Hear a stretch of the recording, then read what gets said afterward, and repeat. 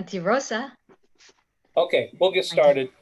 Um, we usually start off with well, welcome everybody to our fifth Zoom session of Filipino American History Month. Uh, we usually start off traditionally with a moment of silence. So let's bow our heads, close our eyes, and think about those that cannot be with us, especially those who left the Philippines, who came to America, who put a roof over our heads, food in our stomachs, clothes on our back, and to provide us opportunities that were denied to them.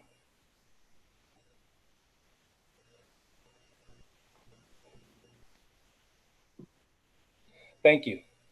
At this time, let me turn it over to our the FANHS Hampton Roads chapter president, Ray Obispo. Ray, let's give a welcome, Ray.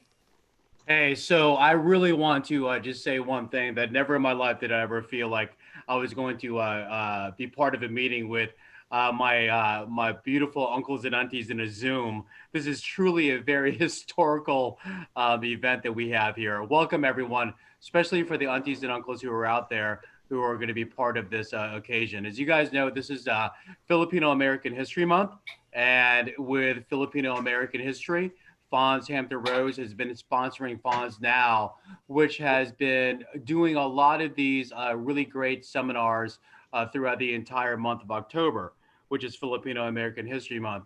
And what other way to kind of round out the entire month with our own history here in Hampton Roads, specifically with the Philippine Cultural Center, which many of you guys have been part of. So I just want to say welcome. And I want you guys to understand and know that this truly is another historical event when it comes to a Filipino American history, especially here in our area. So thank you guys so much. Let's give everyone a big round of applause for being here. And also good to see a lot of familiar faces. Most of the time when we gather, the cultural center. But with the situation happening, this is the best we have, and I'm so glad that we're all here. So thank you guys very much. Alan, take it away. Okay. Now everybody should have a copy of this. If you registered, you got a copy of this outline, which would basically be the roadmap for this afternoon. Our chapter is now 30 years old, believe it or not.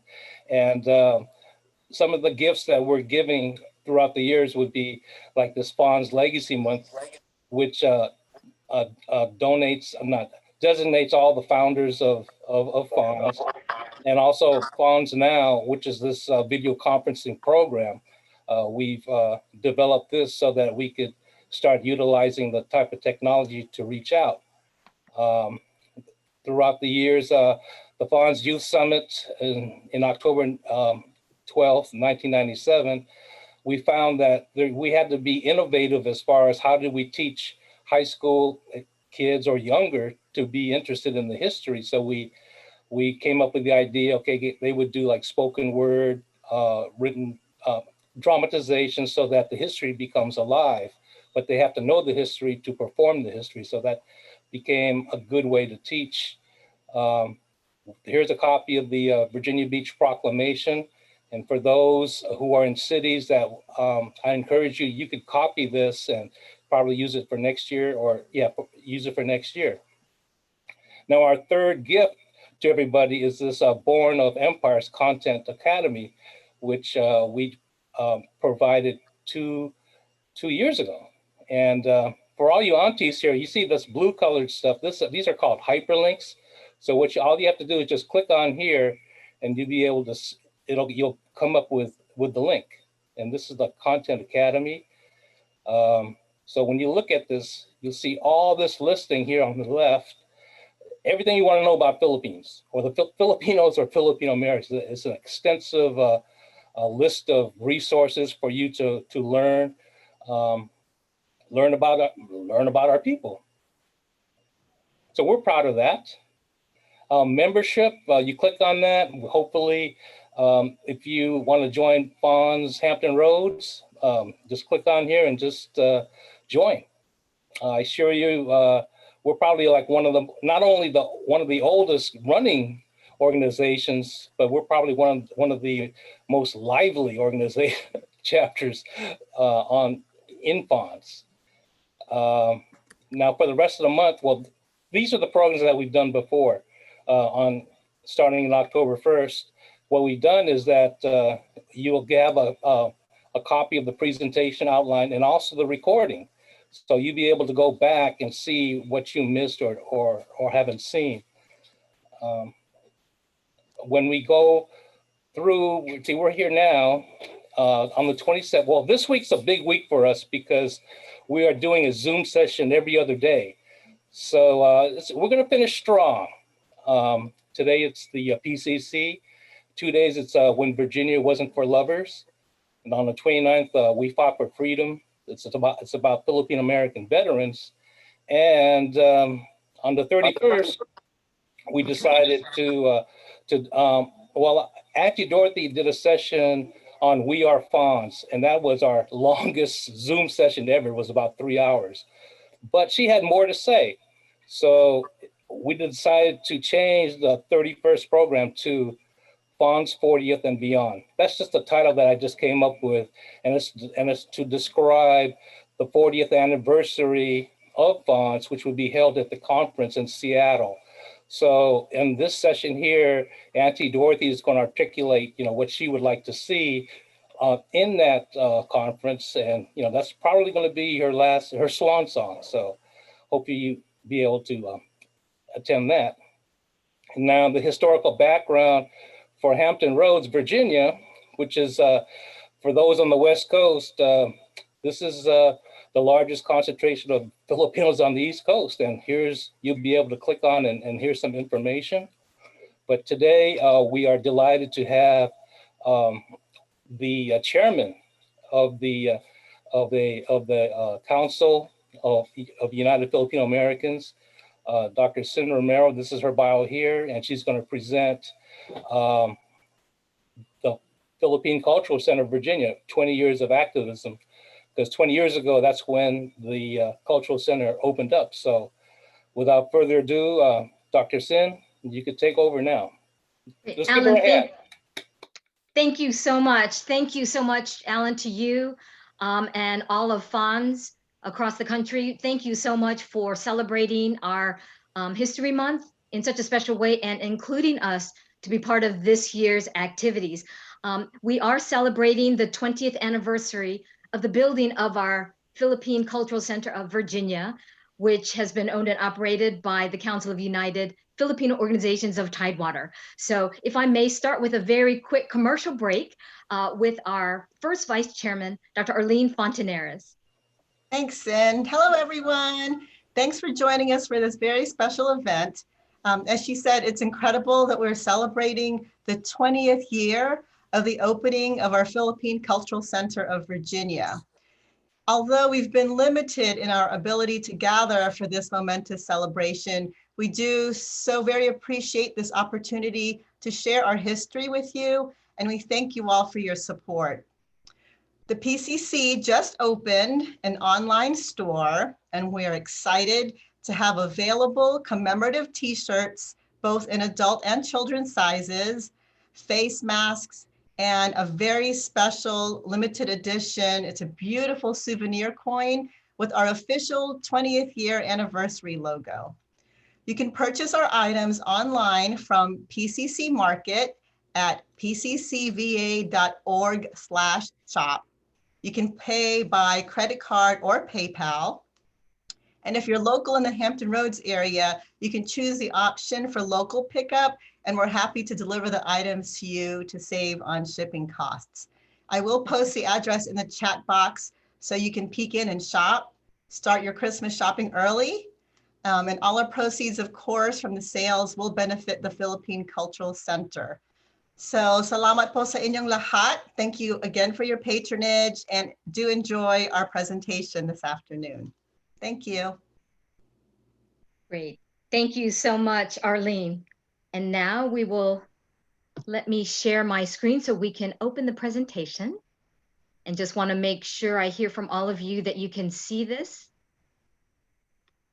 Okay, thumbs up, fantastic. So again, thank you so much for this incredible opportunity to share the Philippine Cultural Center of Virginia Part 1 as part of this History Month celebrating Filipino American activism. Again, just to clarify, although we are celebrating our 20th anniversary of having our building, our beloved Philippine Cultural Center of Virginia, what I am referencing is going to be the first 20 plus years before the building was constructed, to give you the sense of the amazing activism, pioneer work, and tireless effort that took place to result in our beautiful center.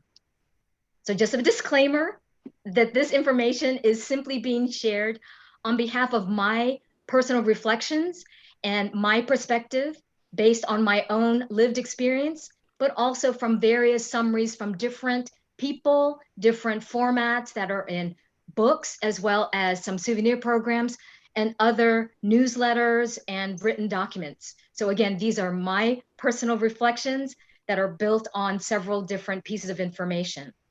These specific pieces of information, pictures, and narratives were again gathered from many of the individuals who are on this call. So I want to thank my god sisters, my matron of honor, many of my ninongs, ninangs, aunties, uncles. Thank you for your support. But in addition to what I would like to share as reflected in these slides and pictures and pieces of information, please know that I fully recognize that there are countless other voices and perspectives that need to be gathered, that need to be told, and that need to be preserved. So for those on this webinar, particularly in our region, and those who we are still in touch with, I'm making the plea that we need to capture more of your stories, since your story contribute and make up our story. And for those across the West Coast and across the country, we certainly appreciate your effort in being examples for us in creative ways on how we can continue to gather and document our history. So again, thank you. The objectives in the next few minutes are to really present some acts of Filipino American activism, pioneerism, leadership right here in our region, the Eastern region known as Hampton Roads. We're going to discuss the formation of our Council of United Filipino Organizations of Tidewater, or CUFOT, in unifying Filipino Americans. We're going to highlight the vision and community support to build the Philippine Cultural Center of Virginia. We're going to review the property identification and acquisition and other related processes related to the building. We're going to share the diverse fundraising efforts, discuss the formation of the critical board of trustees, celebrate the construction and inauguration of the Philippine Cultural Center of Virginia, and also touch on and review some of the unique challenges to building the Philippine Cultural Center of Virginia. So just as a reminder, also as I've listened to a couple of other FANHS presentations, we are very much based on the history of the Immigration Act in 1962, where there was a surge of Filipino immigrants to the United States. This was the fourth wave of immigration, and this particular wave was focused on recruiting professionals and military members. And since there are many military bases in Hampton Roads, again, from all the different branches of the military, we were fortunate in that many of the Filipinos decided to settle their families here. Small groups, regional clubs, professional organizations were born as a result of those networks. And the first Filipino American organization to be established was the Filipino Women's Club of Tidewater, which was established in 1964. So the formation of CUFOT. Mario Gamboa, who at the time was in the US Navy, was the president of the Batangas Association of Tidewater. And Corinne Padilla, who was the president of the Filipino Women's Club of Tidewater at the time, began noticing the multiple Filipino American organizations, and they began discussing the need to unify the Filipinos. They began to gather leaders from several of those Filipino American organizations at the Wheelhouse Meeting Place on the Naval Amphibious Base, Little Creek. And the reason was because that was a large enough space to accommodate a group, and it was available at a nominal fee, especially for those military members who were part of our community. And they began to discuss the importance of creating an umbrella organization to facilitate communication and coordinate activities between these Filipino American organizations. So on January 16, 1976, organizational presidents met at this meeting house at the Little Creek Amphibious Base and adopted the name Council of United Filipino Organizations of Tidewater, Virginia, Incorporated, or for short, CUFOT. The presiding officer during that meeting and over the elections was Dr. Norma Magpok, who then was the president of the Bataan Association. The individuals who were elected to office at that meeting included the following, as you see: Chairman, Dr. Manuel Hippo, who was then president of the United Ilocano Association of Tidewater. Vice Chairman, Lieutenant Colonel Leon Punsalan, who is in the U.S. Army and also the president or representative of the Pampanga Language Club. Treasurer, Mario Gamboa, in the Navy and president of the Batangas Association of Tidewater. Secretary, Mrs. Celi Marcial, nurse, president of the Filipino Women's Club of Tidewater. And auditor, Jess Quirmit, MSc, U.S. Navy, also a member of the Pampanga Language Club. They were later inducted by Consul General Leonidas Caday, who was part of the Philippine Embassy in Washington, D.C. CUFOT as an organization began to develop as well as provide all the documentation that they needed to truly be an approved organization at all levels. So the Constitution and bylaws were adopted in 1976 during the first term of the chairman, Dr. Manuel Hippo. CUFOT was incorporated under the laws of the Commonwealth of Virginia in 1979 during the second term of Dr. Hippo. CUFOT was granted its 501c3 tax-exempt status, granted there twice, by the IRS in 1982 during the term of Mr. Chris Romero as chairman. And CUFOT was granted real estate and property tax exemption status in 1994 with the help of State Delegate Frank Wagner and his legal aid at the time, Ron Villanueva. CUFOT developed a logo that had such significant meaning, and we are grateful for all the contributors of the elements of the logo, which I will now review. And we are also grateful for the artistic talents of Joey Boho, the son of Rudy and Carmen Boho, who had very, very good artistic skills at the time and was able to pull the information that all the CUFOT leaders wanted into the logo that you see today.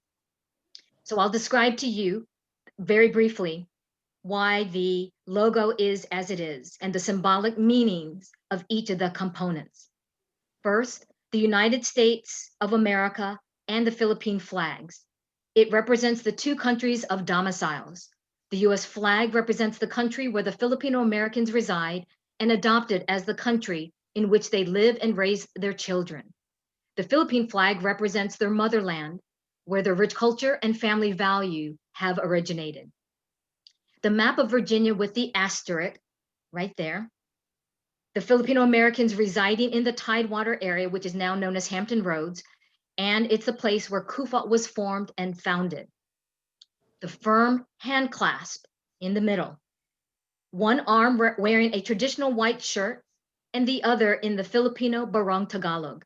It symbolizes friendship and cohesiveness among Filipinos and Americans in the local community, state, and throughout the country.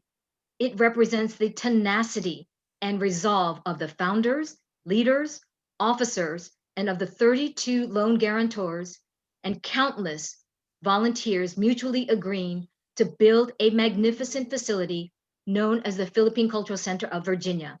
It is a mecca for everyone to meet, socialize, educate, and perform various cultural activities. January 16th, 1976, the birth of the Council of United Filipino Organizations of Tidewater, Virginia, Incorporated, also known as CUFOT. The sampaguita flower on both sides. The national flower of the Philippines that symbolizes peace and purity. Mythology and folklore in the Philippines have the words sumpa kita, meaning I swear, from which evolved sampaguita. Sumpa kita signifies an everlasting love between two lovers caught in a dispute of their datu fathers, who are chieftains of their own tribes. Notably, peace and unity among the council members continue to evolve in an unprecedented progress. The Philippine eagle, right here is his head and the wings, the national bird of the Philippines and declared as a national emblem in 1995. It stands for freedom and liberty. The eagle carries the Kufot seal and soars to unreachable heights and immeasurable success. The 6 tail feathers, 3 on each side of the head and beak of the eagle, represent the founding organizations of the council. They were the Filipino Women's Club of Tidewater, FWCT, United Ilocano Association of Tidewater, UIAT, Batangas Association of Tidewater, Seafarers, which later became known as the Filipino American Veterans of Hampton Roads, the Bataan Association, and Pampango Language Club. The 9 stars represent the 9 member organizations that conceived the seal of Kufot, and then the 3 organizations that joined the founding organizations include Zambales Association, Cavite Association, and Samahang Tagalog. And then the manila rope that encompasses the seal. The rope is made of hard leaf fiber from the tropical plant abaca in the Philippines. It is the strongest of all natural fibers and signifies the strength and unity among the member organizations of the council. Thank you so much for allowing me to walk through that with you. And now the vision, the dream, the Philippine Cultural Center of Virginia. As Kufot's first chairman, Dr. Manuel Hippel envisioned the building of the Philippine Cultural Center of Virginia, that magnificent place for Filipino families to gather, socialize, and support each other, as well as to preserve the culture, traditions, and values of the Philippines for the future generations through the education of the youth.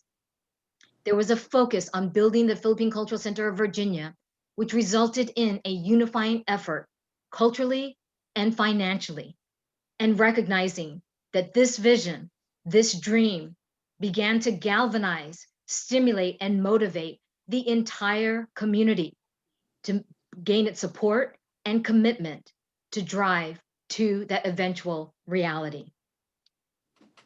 Unity through culture, again, a sign of true activism. During the first term, or the term of Mario Gamboa as chairman in 1977, he started the annual Philippine Independence Day with the solemn wreath laying at MacArthur Memorial and flag raising in the downtown city of Norfolk area. Featured within these pictures include several of our chairmen, as well as their wives, and the reigning misses and other queens at the time.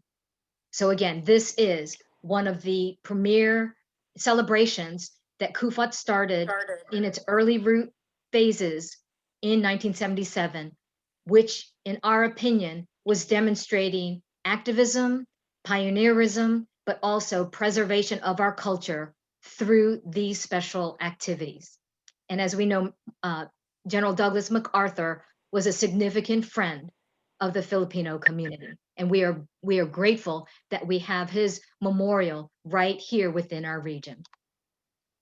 Other pictures that demonstrate our unity through culture, starting with our Philippine Independence Day. This was all taking place in the city of Norfolk before we had our beloved PCC.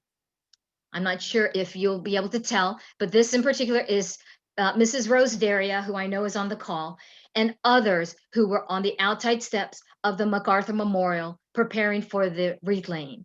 And here depicted are individuals raising the flag. This is the Philippine flag, and then the other pole had the American flag. Again, big activity and effort to recognize our dual country loyalties. And here in this picture, as referenced earlier, is former chairman Mario Gamboa, as well as Mrs. Lilia Perez, who was the first Mrs. Philippines of Virginia, as well as this is Alan Fontaneras, one of our youth, and Jane Magpok, who was our first Little Miss Philippines, several aunties, and then Ninang Nelly Dabu. Unity through culture. Our leaders recognized the importance of being part of our community, which also led to the importance of having relationships with our elected officials at all levels, from the Embassy of the Republic of the Philippines in the United States, which happens to only be about 4 hours away from our region in Washington, D.C., having relationships with U.S. congressmen and senators, Virginia state delegates and senators, and local officials, including our mayor, city council, school board members, etc. So again, featured here are pictures of several of our former chairmen who are there with several of the ambassadors from the U.S. Embassy office of our Republic of the Philippines, as well as, so this one is the Honorable Eduardo Romualdez, with several of our former chairmen, including Vir Madera and Mr. Chris Romero. This is Congressman Whitehurst, and with very dedicated leaders, including Ben and Lita Sisson. We have former chairman Dick Dabu, with the state delegate at the time, Frank Wagner, Bob Tata, and Salvador.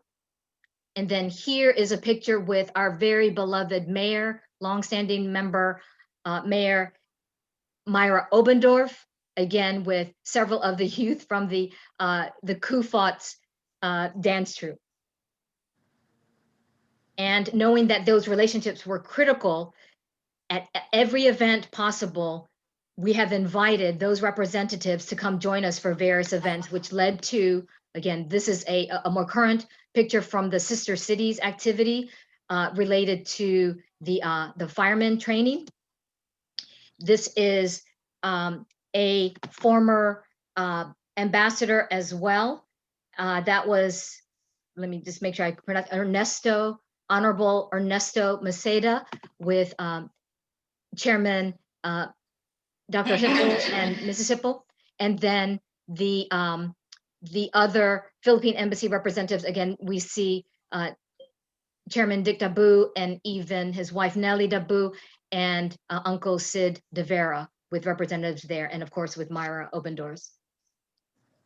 And then we are grateful that we had an opportunity to bring Imelda Marcos to the Philippine Cultural Center building that was initially a small ranch house during our first groundbreaking event on August 21st, 1983. So there we have several of our representatives, again, Dick Dabu, Joan Mallon, Dr. Hipple, Nelly Dabu, with our former First Lady of the Philippines, Imelda Marcos, and then the Barreras, Sid and Ulfi, Yvonne Briodi, and my brother, and there's First Lady.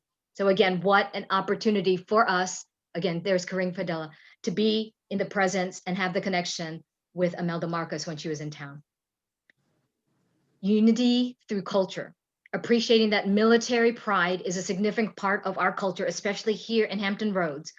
We're grateful that since 1978, when Chris Romero was president of the Filipino American Veterans of Hampton Roads, Phil-Am Vets have been part of the local Filipino, or the local Veterans Day parade. So we have a picture from one of the first parades that the Phil-Am Vets were invited to. Lita Sisson, Marites Boho, and several members of our community, including the little kids. Then this is a more recent photo from 1996, where again, our Phil-Am Vets were part of the parade. And then right there, you see them solemnly displaying our flags, the American flag, City of Virginia Beach, and the American or the Philippine flag on the boardwalk of Virginia Beach. Unity through culture, preserving our culture through our youth. I want to acknowledge Rose Daria, who led this effort with many, many other aunties. But you'll see here, some of the efforts included a cultural night, bringing children in particular together. You'll see lots of children from the Hippo family, the Udo family, Akinte, lots of families there that you'll see Kakaninden. This is the United Ilocano Association of Tidewater Youth Group. This is the FWCT Youth Group, lots of families there. The Batangas Association of Hampton Roads Youth Group, and this was representing the Philippines at the Azalea Festival on the oceanfront.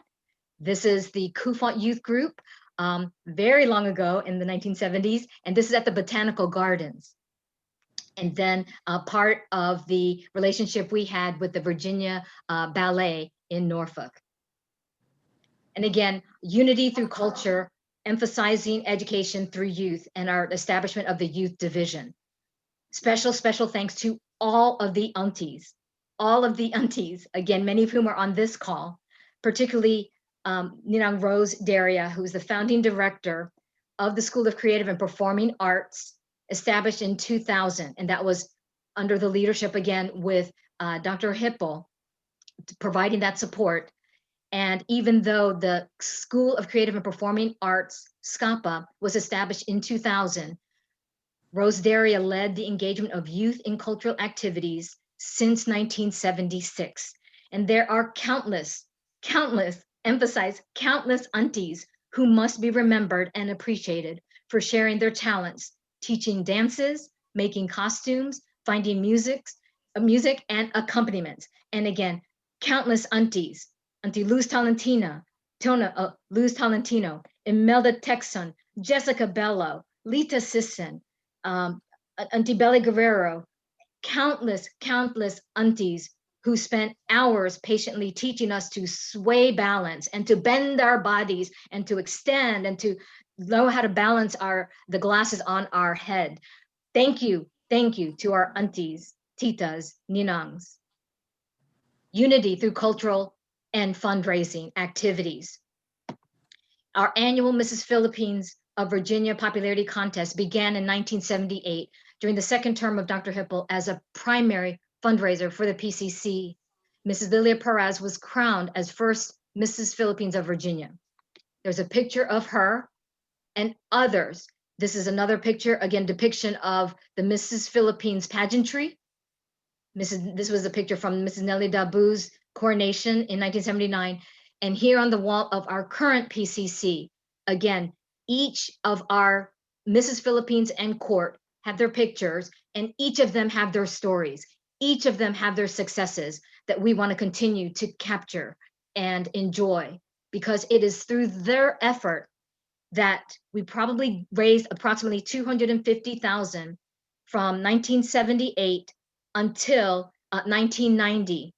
And the reason why I said approximately is because we are still in the process of documenting, since we didn't have computers, what the amounts were of each of those campaigns. But we know with significant contributions of the Mrs. Philippines, that helped us, be able to function to lead to the building of the Cultural Center as we see today. We have documentation starting from 1991.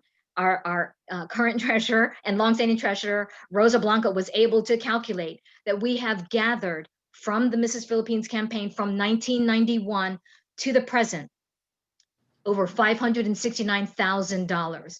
So I can truly say with confidence that the Mrs. Philippines of Virginia pageant has itself contributed probably close to $250,000, leading to the building of our Philippine Cultural Center of Virginia. Unity through culture and fundraising. Other organizations started pageants to highlight the beauty of the Filipina and to engage the community in fundraising. So you will see here, again, Dr. Fontaneras as Miss Ilocandi in 1981, and the joy of being part of various parades in the region where we got a chance to sit on various vehicles. There's Mrs. Joan Mallon, who was the reigning Mrs. Philippines at the time. Here's a picture with our mayor, Sid Barrera, and others, Carmen Uden or Tiergart, and others of the reigning misses at the time of multiple multiple pageants. And you'll see here members of the Phil-Am vets, others, Mr. George Daria, and others that are right here demonstrating the support and the gathering of our community through fundraising and showcasing our pageantry. And here are pictures of our Miss Philippines of Virginia, which again was a significant fundraiser for PCC that was facilitated and led by the Filipino Women's Club of Tidewater. This is a copy of a letter that was comprised of the solicitation language that was used as part of the solicitation for the Mrs. Philippines contest. And it was sent out on behalf of CUFOT Board of Directors. And what I found interesting is how there is a significant focus on the Mrs. Philippines contest, which has at that point had become the most significant resource to visibility of the attainment of the cultural center dream. Through its generated fund has made possible the acquisition of 2.3 acres of land and a building situated on Baxter Road in the city of Virginia Beach. This is the site of the future Philippine Cultural Center of Virginia. And to see that this is a letter that was used consistently to garner support for the Mrs. Philippines contest. Organizational donations began and contributed to the $1 a Brick campaign. And throughout each year, the CUFOT member organizations would host various events and fundraisers with the proceeds leading to the donations for the building of the cultural center. And this is a picture depicting several of our women who were pillars of not just the Filipino Women's Club of Tidewater, but of our Filipino community. And in particular, Sal Montilla, again, Mrs. Philippines of 1983, and then the three Manangs, Mrs. Labrador, Mrs. Baltazar, Mrs. Lazo. And to know that these women were the heart and soul of our community and galvanizing, unifying the Filipina women across the community. Again, countless other women, aunties, titas, ninangs that were part of this amazing network of strong women who made our community, who made the fundraisers, who made the PCC possible. Organizational donations. This is a time in 1999 where we were still in the old Baxter Road place. So you'll see that this is the board that was asking for and tracking donations. And again, the Mrs. Philippines and Court Society, Samahang Tagalog, the CUFOT officers, and the UIAT, United Ilocano Association of Tidewater, providing their donations.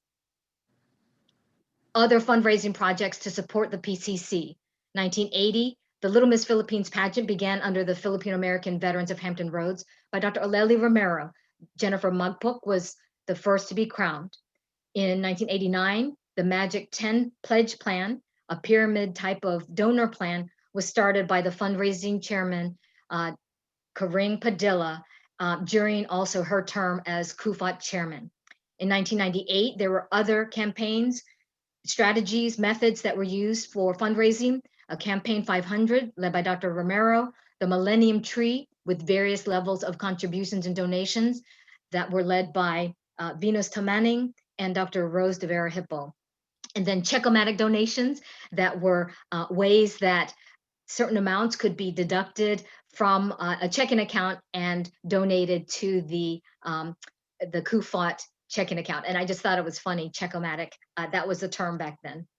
And again, just a little bit of documentation from the Magic 10 concept, identifying 10 organizations with 10 leaders each to engage 10 families and to commit to $10 donation to the CUFOT per month and resulting in a certain amount. And this is again a documentation of the fundraising committee and the structure and seeing all the individuals who were involved and seeing the deliberate and strategic process of having donations solicited. Other fundraising projects, included golf tournaments that were sponsored by and hosted by the Philippine American Golf Association. There were home mahjong, poker, bingo, Pakino sessions that were held throughout the years, but certainly during the specific pageant campaigns. There were raffles for cash and other desirable items, and many organizational dances were held for various holidays, religious feast days, and other special occasions just because, with the proceeds going to PCC. Now, focus on our property. Karing Padilla, who was a real estate professional, identified several properties throughout Hampton Roads that could serve as a potential site for the PCC. She invited several CUFOT leaders to visit locations in Chesapeake, Norfolk, Portsmouth, Suffolk, and Virginia Beach. Properties varied in size with the goal of being less than 5 acres, with the various layouts that were in different shapes and various different stages of development. Some were wooded, some were farmland, some were new to be developed, and others were already occupied and developed. Eventually, they settled on the Baxter Road property due to the central location, especially because of the higher concentrations of Filipinos in Virginia Beach and Norfolk, as well as because of the adjacent properties that were of interest for potential expansion. Land acquisitions for the PCC. It was comprised of 3 purchases of various land parcels that you see before you. The first lot, parcel number 1, was 1.3 acres, which was purchased by CUFOT in 1979 for a price of $75,000. The Philippine Cultural Center sign was immediately nailed to the front of the building, depicting that that was a site for the future PCC. Lot number 2 was a 1-acre lot that was purchased in 1984 cash, and that was for $46,000. Again, it was bought with cash that was raised by the Mrs. Philippines in Court of 1983 with Mrs. Philippines of Virginia Salmontilia, Mrs. Luzon Mila Palalay, and Mrs. Visayas Meli Aguirre. And then lot number 3 was a half-acre lot that was purchased in 1991 by CUFOT for $83,000. And of note, the Hippel and Dabu families subsidized this parcel initially because when this particular lot was put on the market for sale, the Hippel and Dabu families saw that as an opportunity to purchase the property since CUFOT was not in a position to purchase it at the time. So that the Hippel and Dabu families were able to purchase the property, pay for it until CUFOT was ready to buy it. And again, in 1991, CUFOT was able to purchase it at the original price, not including the taxes that were paid, taxes and interest. And that led us to additional information that needed to be done for the property. So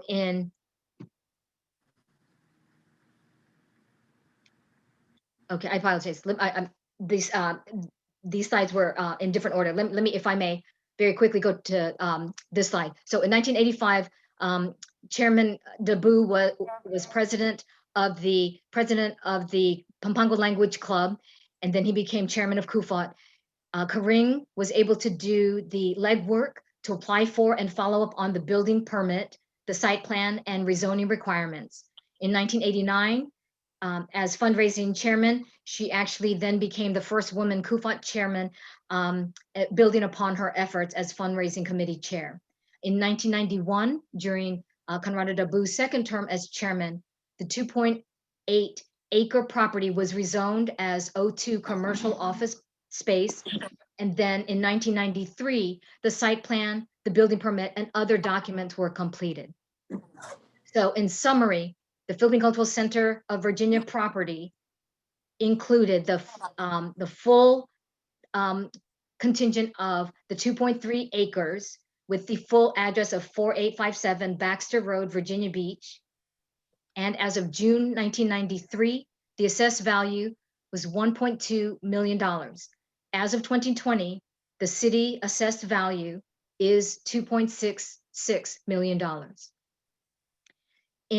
With the excitement of all that progress with the building, there was a groundbreaking event on August 21st, 1993. And just like the saying, we had the event and all we have is to remember it is this t-shirt. This is actually a sample of the t-shirt from that groundbreaking day, and it was actually a pretty lavish event. That was when the First Lady of the Philippines was able to come. There was a time capsule that was buried under one of the foundations. And this is the opportunity where I see us having more complete and comprehensive pictures to document all those activities. Yet when we look at the status, again, this is a report, a treasurer's report from our very own Rosa Blanco from even 1996 during one of the board meetings. You'll notice that this is 20 years after the establishment of CUFOT, and the building fund at the time had a balance of $12,225.85. And even with the excitement of the groundbreaking in 1993, there still was not enough for us to start the building and the construction. This is one of the proposals to build a building of the size that we wanted, again, approximately 11,000 square feet, to be able to accommodate theater seating and tables. And the estimated cost, again, from this one proposal was over $1 million. So the status updates were provided to all the organizations through the board of director meetings of the council, as well as through the various meetings of the organizations. So determined to do all that was needed to attain the dream of the PCC, Chairman Dabu, Hipple, Padilla, and Romero encouraged every CUFOT leader, every CUFOT organization, every CUFOT friend to continue to think of more ways to fundraise. A PCC building committee met regularly with all the current and former CUFOT chairmen, leaders, and guests from the community, including architects, contractors, engineers. And again, each organizational meeting of CUFOT, as well as CUFOT member organizations, included discussion on fundraising for PCC. Formation of the Board of Trustees. This is a critical effort that was led by Dr. Rose de Vera Hipple, and in partnership with her brother, Sid de Vera, and with the help of attorney John Greenside, with the major concern of who would finance the construction of PCC of Virginia.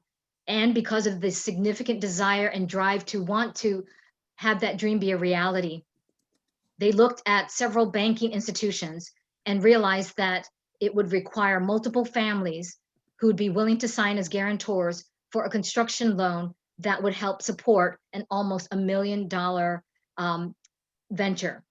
The first appeal was not successful, but persistence because of Dr. Rose de Vera Hipple, I apologize, I misspelled Dr. de Vera Hipple's last name there, Sid de Vera and attorney John Greenside, where they met with individual families, reviewed information, and then convened a meeting on October 1st, 1997, with a bank officer from the Bank of the Commonwealth, meeting with several families at the Hipple residence, review the process of financially vetting each family, and reviewing the responsibilities of guarantors that would require them to pay the mortgage in the event of a financial shortfall.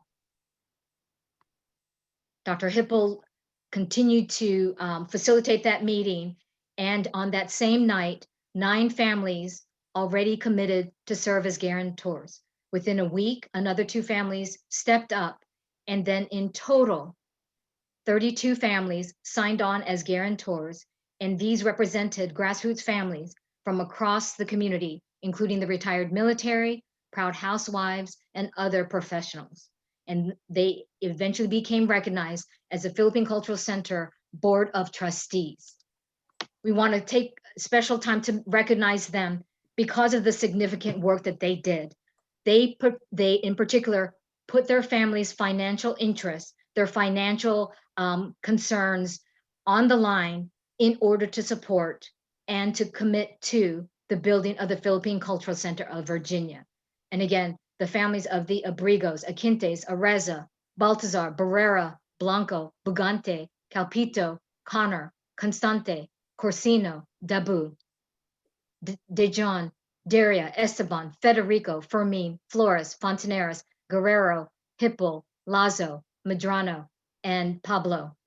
And then Padilla, Pelosa, Ravago, Reyes, Rivera, Romero, Tantino, and Tamani. These were the leaders, but I would say in addition, they stimulated the interest of others to want to step up and help. But again, if it were not for the true sacrifice of these families to back that construction loan of almost $1 million, truly the Philippine Cultural Center of Virginia might not have been built. So with that excitement, the thrill of being able to host a groundbreaking session number 2 on March 8th, 1999, led to the gathering of local officials, all the former chairmen, all the leaders to have that first groundbreaking and to really see that this dream was starting to become a reality. Again, just more pictures from that day with our mayor and so many other of our leaders.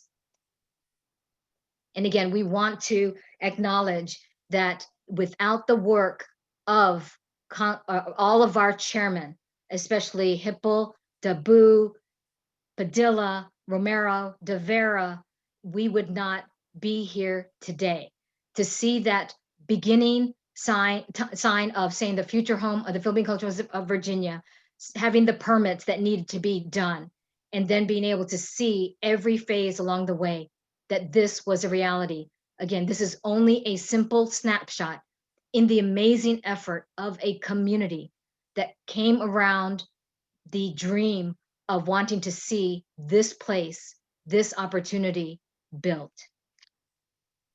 And as we saw this, the phases and seeing the stages of the PCC really starting to come together, brick by brick, cement by cement, just a remarkable effort where clearly, even though the bricks and mortar were put into place, with each brick, with each piece of mortar, with each garnet, with each piece of rubble, with each element of sand, I would say reflects an hour, a person, a family that put significant time and energy into all of the fundraising efforts that were outlined.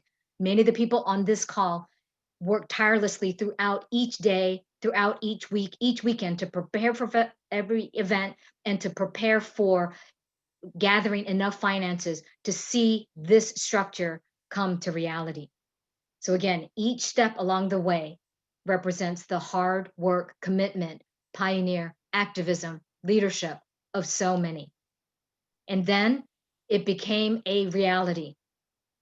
We were able to see the Philippine Cultural Center of Virginia in its beauty, in bricks and mortar, tangible, a tangible result of a dream becoming a reality. We had the inauguration on June 24th, 2000, with many of our dignitaries, many of our leaders within our Filipino community and beyond present to celebrate and to open our doors to our special place, our special hub, our magnificent center. Again, countless leaders, volunteers, blood, sweat, tears, commitment, perseverance, beyond challenges. When we look at even just a snapshot of some achievements of PCC, preserving our culture through Scapa, Priva, Kuntao, all of our pageants, all our religious activities through San Lorenzo celebrations, Holy Mary, Mother of God, Our Lady of Namakpakan, Samhang Tagalog, our salute to the graduates, supporting our value of Filipinos in excellence in education, promoting charitable endeavors, fundraising for natural disasters, especially in the Philippines, serving our community through consular outreach of the Philippine Embassy, starting wellness and fitness activities, including health fairs with the Filipino Alliance, and countless other activities. And again, behind every activity, you will find aunties and uncles, children, spending hours planning, practicing, implementing, cleanup, and then planning the next event. And when we look at the successes, we also want to acknowledge the challenges. We know that early on, especially back when the council was started, that there were unbelievers. There were people who would not believe because it was such a daunting task. And we understand that this was not for everyone, but we recognize that as a challenge. We also see that through the years, where there were relationship changes based on leadership of various organizations, leadership changes, relationship changes because of interpersonal interactions, because of political dynamics. So that was a challenge. There was a challenge because of the incredible investment and the need for volunteer work. No one was getting paid to do this work. Countless hours of tireless volunteer work. That was a challenge, knowing that there were several who bore a lot of that burden because of the commitment and dedication they have, spending hours at the site, spending hours at the old building just to make sure things were prepared. Tireless volunteer work. Residential to commercial zoning, if that were not to happen, we would not be able to build a commercial building. Planning the fundraisers to prevent financial shortfall for mortgage payments and for the building maintenance. Again, huge number of challenges. But I also want to very quickly point out two in particular special miracles of San Lorenzo that have occurred at PCC. As many of you know, San Lorenzo Ruiz de Manila was our first Filipino saint who was canonized by St. John Paul II on October 18th, 1987. In October 1987, Dr. Manuel Hippel bought a statue and brought it from Hackensack, New Jersey, of San Lorenzo from Reverend Advincula Diaz, and brought it here to PCC, which was the beginning of the annual novena celebration and devotion to San Lorenzo Ruiz de Manila. And interesting, during the transaction for the second parcel acquisition, there was a scenario where the owner of the property lived in Florida. A check for the amount of $46,000 was sent to that property owner. She cashed it. And then when we were trying to go through the process of acquiring the property, there was question whether or not that financial transaction took place. So we needed a copy of that canceled check. And at the time, in the banking industry, canceled checks were actually mailed back to the people who wrote the check. So that canceled check was sent back to the PCC at the time, and there was a frantic search for that canceled check to document that transaction. And so everyone was praying to San Lorenzo to find that check. And wouldn't you know, in the storage unit next to our property was the San Lorenzo material and a specific cloth. And under that cloth was that canceled check. And that was found by Nelly Dabu, Sid Barrera, and the treasurer at the time, Pete Areza. So again, prayers to San Lorenzo, a miracle. And then another miracle was, as everyone was preparing for the opening of the PCC in June, everyone was praying for a successful opening.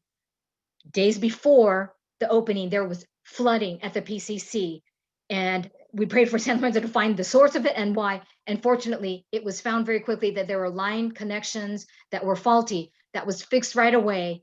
And again, the opening of the PCC went as planned. So again, thank you, San Lorenzo. Continue to pray for us. And I will conclude with this. I know we're wrapping up quickly.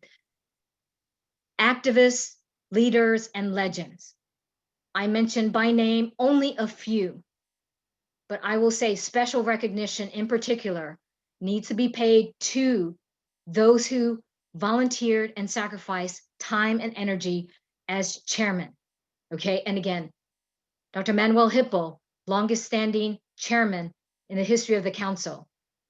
Mario Gamboa, Chris Romero, Veer Madera, Dick Dabu, the second longest serving chairman of our council, and Karing Padilla, first woman chairman. And I want to spend a moment to celebrate them as activists, as leaders, and as our legends.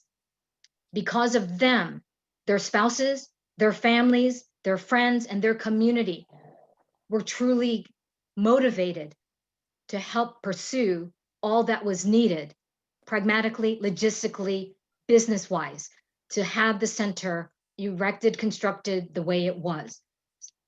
In addition, activists, leaders, and legends have to be given to those who served as the executive presidents, who were elected particularly to serve over the management of the building. Dr. Lely Romero, Sid Barrera, Venus Tamaning, and George Daria. Again, these are only a sample of those who spent hours, countless hours, days, nights within the old building and within the Philippine Cultural Center to make sure that everything was in place for successful events and also to fundraise and do what needed to be done for our PCC. So again, I would say activism in Hampton Roads. Activism is demonstrated through the people, the activists, leaders, and legends who were part of this effort from even the beginning of the Filipino Women's Club of Tidewater and the formation of CUFOT.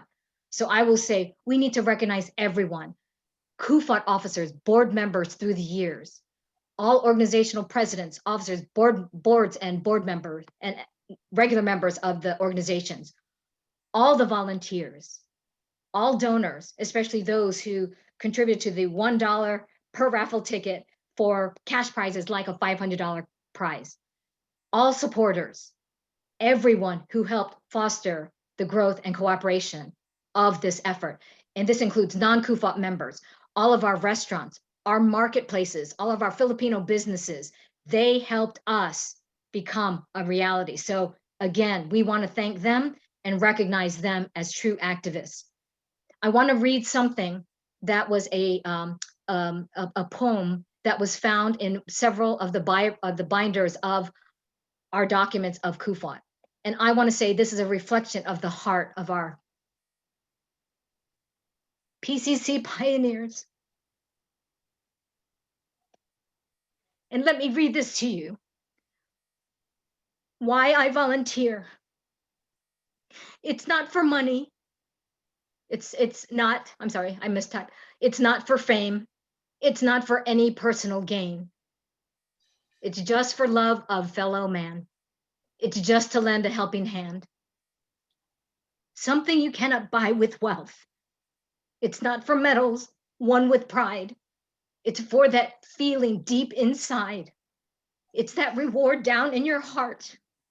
It's feeling that you've been a part of helping others far and near.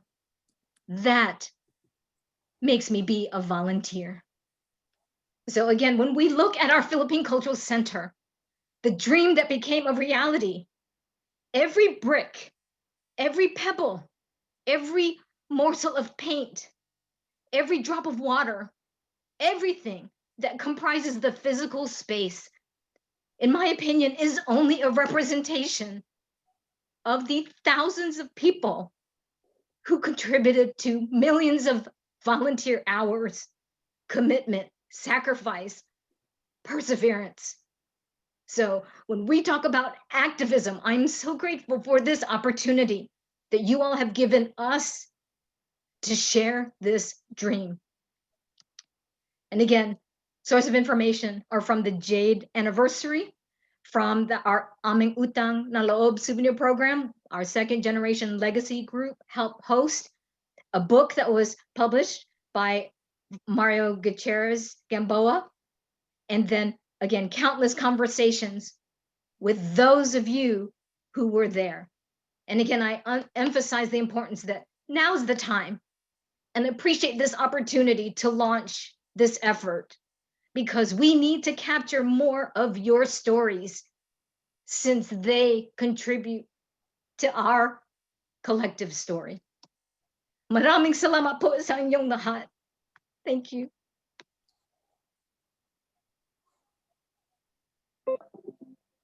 Wow. Thank you, Sin.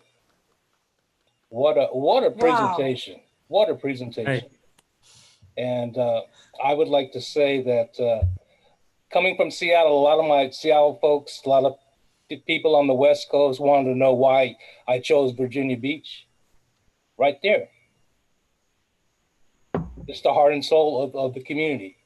They're for real. We're for real. So thank you, Sin. That was an amazing presentation. But you left one thing out.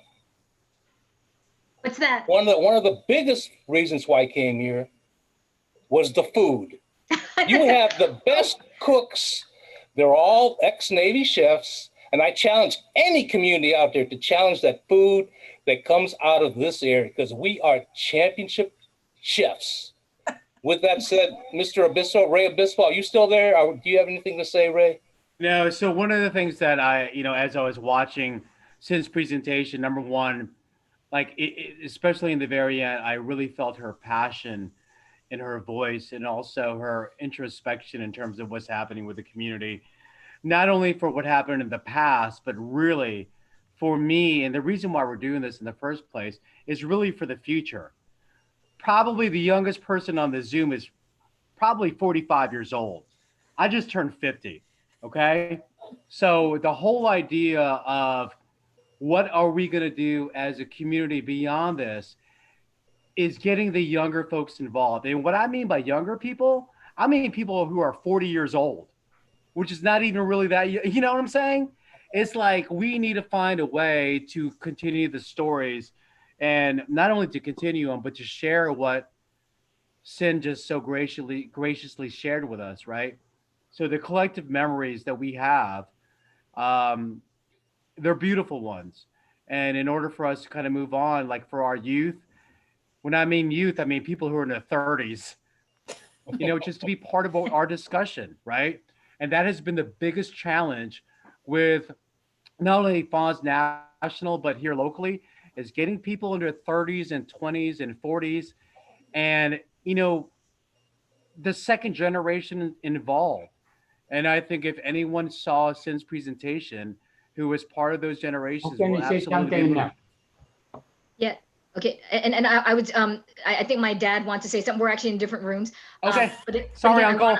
I want to emphasize, you guys, I want to emphasize that there are, again, so many businesses, so many perspectives that need to be shared. And again, your expertise as FANHS can guide us to be able to do that strategically and in a timely fashion. So again, I know I didn't get a chance to say everybody's name. That would take us 3 hours.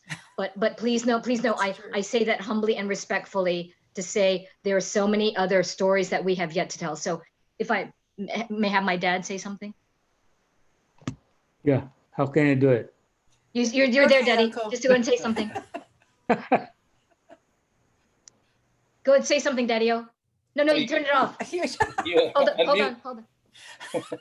Now, can There I you say go. something? Yes, Yeah, you okay, can you hear me? Yes. Yeah, Go and ahead, Uncle. that's the second intention that why we work together for this QPOT, It is for the second generation. We, the founder of this QPOT, is getting old, going back to where we start for, So we need the youth. We need the teenagers. We need them help to survive on this cultural center. We are getting old, all of us. And I don't want to say my name, my age. It's his birthday today. I'm Oh, one of the happy birthday, founders Uncle. of this organization. And that's why we're hoping for the second generation to come forward. And I'm glad that my daughter is in. She is part of the second generation. And as part of that, we got this when we formed this QPOT. It is for the senior citizen, for the middle, and especially for the youth. And who will get the torch to get this QPOT light burning all the time? Don't let it burn out. Stay on. For we work hard for this. Thank you for calling. Thank you for listening, and that's all. May I We say need the something, Sin? teenagers. We need the youth to come forward to help out. Thanks, Dad. Thanks, Daddy-o. Sin, may I say something? Alan? Yeah. So to add to what Uncle Chris said, it's not just for the second generation. This is for the third, the fourth, and the fifth generation. You're right. I just have to say what an impact it has made, not on just mine and Sin's generation who were part of all those dance troupes. My younger son, who's applying for college and he's writing his applications. in the room next door to me. The main essay he's writing for his college application is all about growing up at the Philippine Cultural Center of Virginia. It is one of the most moving things my child has ever produced. And I just have to thank all the aunties and uncles and all my parents and everyone who was involved in this effort, because that is the kind of impact we're making on our future generations, that hopefully we pass on the love that we have for each other and our heritage, and that they realize the impact we are making on their lives and the history of Hampton Roads and beyond. But just to let you all know that it is working, and unprompted, this means so much to me that my son will take this piece of his life with him for the rest of his life. So thank you all. It is with much gratitude that when I'm gone and you all are gone, you can be assured that our Filipino American community will go on. So thank you all. So thank you so much, Arlene and Uncle. Happy birthday, Uncle. Thank you. Happy birthday, Uncle. And Ninang Chorito's birthday too. Oh my God. too. Oh, Yeah, happy within days. birthday, Happy Nina. birthday, Auntie Right, Rose. that's Happy good. birthday. No mention of the years. No, it's okay. It's okay. That's right. My dad just turned 81, so he says he's 18. So just reverse it, I'm 21 Uncle. then. Yeah, just reverse it. So that's what my dad does. He just reverses the years now. So happy birthday, Uncle. Hopefully you'll get Oh, some thank you. really good fun sets. So I'm opening up the conversation for any more comments or questions for the uncles and aunties who we are blessed to have on the screen here, or even for Sin, who is really doing a really great job. Does anyone Yes. want to say anything? Yes, I do. All Okay, right. Edwina, thank you. You know, as a trustee member in the National Historical Society, that means that we have relationship with stories across the country. I just want to say that being a member of this community for 37 years, and I've been to many functions, this is the first Sin, and thank you for this awesome presentation, that I've seen everything in 1 hour, you know, and we need to know our roots in order for us to capture the essence of what it means to be Filipino American, which is the sacrifice, which is not the money, but the fact that we are making positive changes. And I look forward to telling the story of Kufat and the future and beyond as to how we capture this, because let me tell you, the young people are looking, they're looking to capture to something, but it's up to us to tell them that whatever you're going through in life, our ancestors before you have, and we need their talent in our community. And it is my commitment as a trustee and member of this organization that we're going to think of ways to bring in the next generation and to share their story and share their talents with our community. I think it's time that we start connecting that bridge. I just wanted to say that. And this presentation was very moving to me. I mean, I even cried too, because I can feel your passion and pain, but I'm here with you. Okay. Thank you. Thank you. Again, we cannot thank you enough for this opportunity. And please know, this was only a single snapshot. There are so many other things. We could have spent a webinar on just one topic. Yes. We could send a webinar on one person. And I personally would love to do that, to have a webinar on each of the chairmen, each of the people, each of the pageants. I mean, there is so much that can reflect the depth that I couldn't even begin to touch. Right.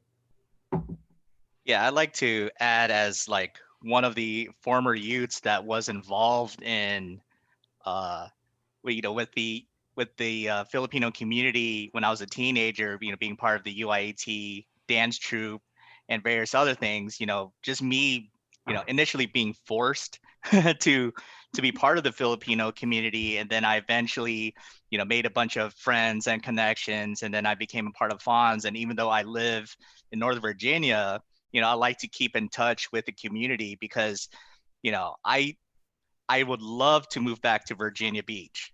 Even though, Northern Virginia is okay, I still enjoy being back home. Even though like my parents moved away and stuff like that, I just love, Virginia Beach is where my heart is. And I really enjoy being around the community there and just, just being back home. There's nothing like Virginia Beach to me. So I really enjoy, all the connections and the friends in the community that I've made. And it's really nice to hear, like, where the beginnings of this community started, before I was born, and just to see it grow into this large concentrated community of Filipinos in Virginia Beach. So it's really humbling to be involved, in such a small manner with everything that's gone on with this community. So, thank you to all the aunties and uncles that have laid the foundation for us kids to grow up and also pass down our knowledge to the future generations. And hopefully, we could build an even stronger community so that this could live on.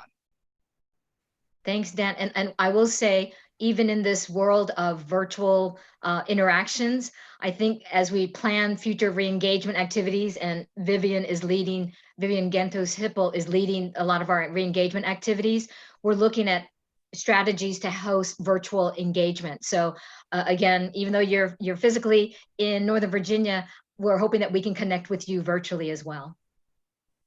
Yeah, there's actually like an interesting community project that I'd like to introduce.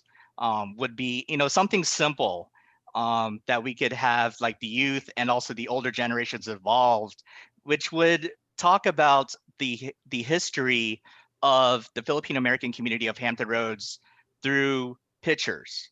Have like a virtual scrapbook of how our community has grown through the eyes of our community. And it's a very simple way to have our kids talk with their lolos and lolas about, hey, so what was it like when you were younger? And through a picture, because everyone's taking pictures and we have like a whole bunch of photo books at home. Hey, let's tell a story about, hey, what was it like in Norfolk where you guys lived? How was the community over there? How about when you moved to Virginia Beach? Oh, there's Maymar. Oh, wow. Little Manila, how that grew up, So I think that it's a nice community engagement that we could try to do in the community, where we could develop some sort of tangible object like a Hampton Roads Filipino community photo book of the history of the Filipino American community of Hampton Roads. So I think it would be like a nice project to pursue. Yes. It's just kind of like something that I kind of like threw out, and maybe it's something that we could have community involvement with the youth and the elders, and also to bring them together, to have that dialogue, because that is something that we really need to preserve our history, because our older generation, they're slowly fading away, and we really need to capture those memories now that they're fresh still. Agreed. So thank you. Right. Yep. Great idea. 100%. I think Vivian wanted to mention something. Vivian, your floor. I first wanted just to say thank you so much to all of you, to SIN, to QFOT, to FANHS for everything that they've done today in presenting so clearly the history of the PCC. I wanted to say, it's interesting just to note with what Dan had mentioned, I think we're all on the same frequency. He mentioned a photo book. I had heard that from both SIN and Arlene and other members, as well as FANHS. So I think we're all on that same wavelength of really trying to preserve the Filipino American culture and that heritage. The presentation really reverberated that common goal of keeping our cultural heritage intact. And in doing so, it really requires us to all work together. And I think we all feel that, especially during the pandemic. Looking back at all these pictures brought back so many memories, but also it just hit the heart of all the passion and the commitment of my parents, aunties and uncles and friends who've really all contributed purely not just by what they did, but by their examples of character and who they are as people. And I think from their seeds, now with the second generation, their example has given us the character and the ethics to really help lead today. So thank you. It's good. Thanks, Viv. Well said. Thank you, Vivian. So I'm opening it up. It's now 3:52. We started at 2:30. So we're going at an hour and a half of a rainy Sunday with this really great presentation. Are there any more comments or questions that anyone wants to talk about? I think Tracy, your hand's up. Tracy, go ahead.